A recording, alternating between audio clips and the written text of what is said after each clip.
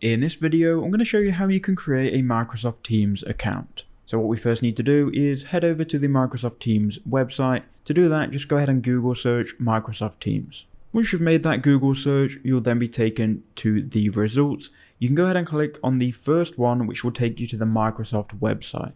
Here on the Microsoft website, you can either go ahead and download the Teams app, but right now I would first create your account. So if you go to sign in the top right hand corner, you can go ahead and create your account. Now it's going to ask you to log in to a Microsoft account. If you have one already, you can log in. So this is what the window will look like. You're going to need to sign in with an existing Microsoft account, or again, if you don't have one, you can create one. Now Microsoft Teams is obviously owned by Microsoft, so once you've created your Microsoft account, you'll be able to use it for Teams.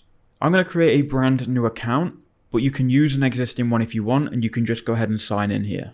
So once you've logged in or you've created your account, it is going to welcome you to Teams. Recently they've synced it with Skype, so you might get a message about the updates, but just go ahead and continue through any pop-up and just make sure this is your correct account here. Now you're in Microsoft Teams, you're currently logged in and you can use it. Now if you click on the three dots in the top right hand corner, you can go ahead and download the desktop app as well.